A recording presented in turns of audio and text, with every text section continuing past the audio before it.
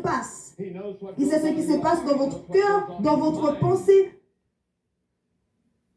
Rien ne lui est caché. Il a une connaissance parfaite. Ensuite, la Bible dit qu'il est éternel. Hébreux 9, 14, nous avons la phrase par un esprit éternel. Il est co-éternel avec Dieu le Père et Dieu le Fils. Pour expliquer la Trinité une fois de plus, je ne sais pas comment, mais prenons l'exemple d'une pomme. On a la peau, on a la chair et on a le trognon. Mais tout cela forme la pomme. Ou alors nous avons le glaçon, la vapeur et l'eau. C'est la même chose, c'est juste que ça prend différentes formes. Cela, c'est juste pour donner une illustration de la Trinité. Dieu le Père, Dieu le Fils, Dieu le Saint-Esprit. Maintenant, il est appelé Saint. Ou encore l'Esprit Saint, selon la traduction anglaise. Et la Bible dit, Dieu dit, soyez saints comme je suis saint. Amen. Et nous devons être plus saints aujourd'hui que l'on ne l'était hier. Nous devons être continuellement en train de grandir, être conformes à Jésus-Christ. Et c'est le Saint-Esprit qui nous aide dans ce processus de croissance.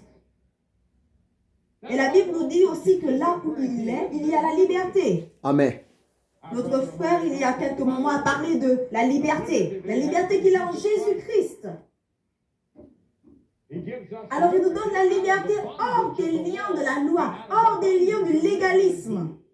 Parce que voyez-vous, même si vous êtes esclave au péché, esclave à la drogue, à l'alcool, peu importe, Jésus dit que vous êtes esclave au péché.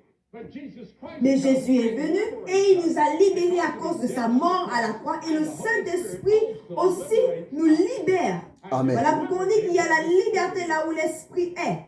Yes. Et je peux rentrer dans un culte et en 5 minutes dire si les gens ont été libérés par l'Esprit. L'œuvre du Saint-Esprit, qu'est-ce que c'est? L'œuvre du Saint-Esprit, premièrement, est de convaincre. Il nous convainc de péché. Et lorsqu'il viendra, il convaincra le monde de péché, de justice et de jugement. On peut retrouver cela en Jean 16. Il peut utiliser la prière d'une mère, comme notre frère l'a dit il y a un moment, ou une expérience tragique, ou alors la prédication d'un pasteur, la diffusion d'un programme à la télévision. Yes. Il va utiliser cela pour vous convaincre de péché. Amen. Et aussi le besoin de donner votre vie entière à Jésus-Christ. Amen. C'est ça l'œuvre du Saint-Esprit. Et plusieurs fois, il dérange des personnes afin qu'ils puissent se lever de leur siège et venir se tenir ici devant, pliant leurs poings devant mon visage. Ils sont... C'est vrai, mon frère. C'est vrai, ma sœur. L'œuvre du Saint-Esprit, c'est pour nous pousser d'accomplir la volonté de l'Éternel Dieu par rapport à nos vies. Or, la plus grande volonté de l'Éternel Dieu pour toi et pour moi, c'est quoi? C'est d'être dans une bonne communion avec lui. Ce que Dieu veut de moi, ce que Dieu veut de vous, le Seigneur Dieu a besoin que l'homme soit dans une bonne communion permanente avec lui, le Créateur. C'est pour cela, l'Éternel Dieu, même moyennant nos émissions chrétiennes, moyennant nos prédications, moyennant nos messages à la télévision d'une manière et d'une autre, bien aimé, le Seigneur n'est pas là pour te culpabiliser. Le Seigneur n'est pas là pour te condamner, mais au contraire, le Saint-Esprit, avec une voix douce, le Saint-Esprit, avec une voix remplie d'amour, il peut te dire, arrêtez de tuer. Il peut te dire, arrêtez d'avorter, ma sœur. Le Saint-Esprit peut te dire, arrêtez d'escroquer les autres. Mais ce que Dieu attend de nous, c'est de se repentir. Oh mon frère, nous sommes des passagers sur la terre. Oh mon frère, ma sœur, nous sommes des missionnaires, de pèlerins sur la terre. Il y a un temps pour chaque chose. Il y a un temps pour naître, visiter le monde visible. Mais n'oublie pas, il y a aussi un temps. L'homme est appelé à quitter ce monde. Si vous lisez Hébreux chapitre 9, verset 27, mais que dit la parole de Dieu? Hébreux 9, verset 27, la parole de Dieu nous dit ceci, et comme il est réservé aux hommes de mourir une seule fois, après quoi vient le jugement.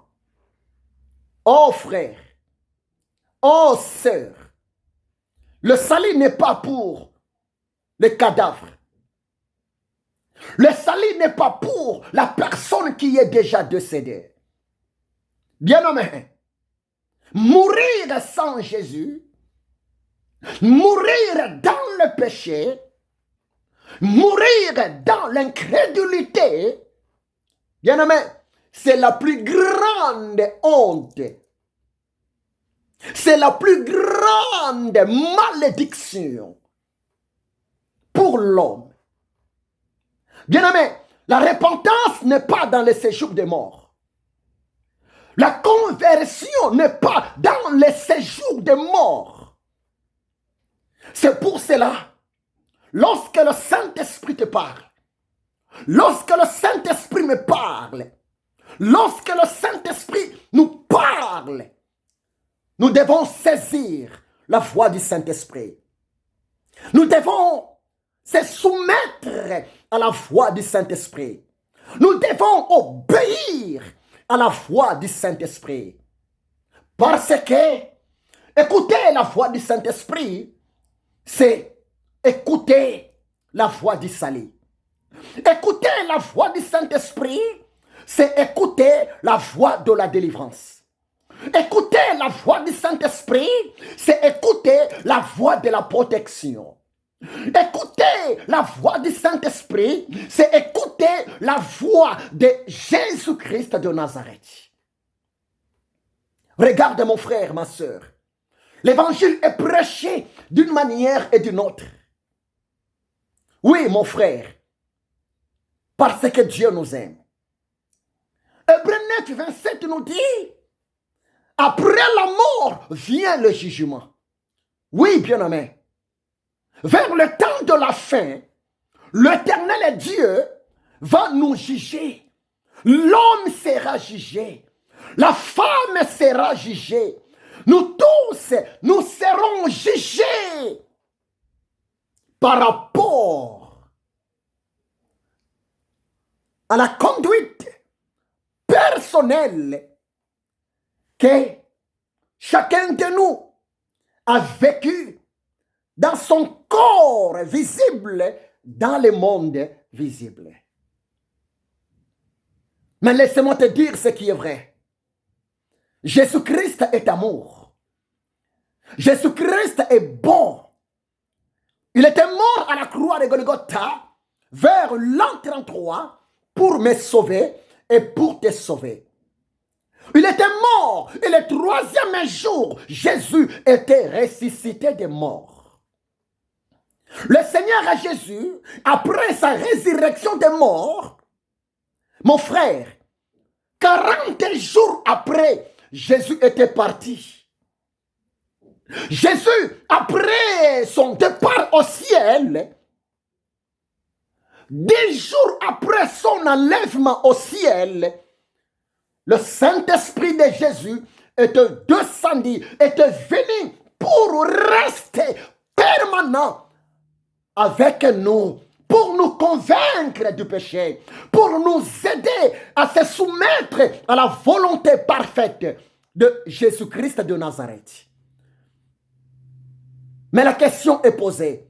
Tu fais quoi devant la voix du Saint-Esprit? La question est posée. Quelle est ma réaction devant la voix du Saint-Esprit? La question est posée. Quelle est ta réaction devant la voix du Saint-Esprit? Jésus-Christ est Seigneur. Il était. Soyons attentifs à la voix du Saint-Esprit et obéissons le Saint-Esprit.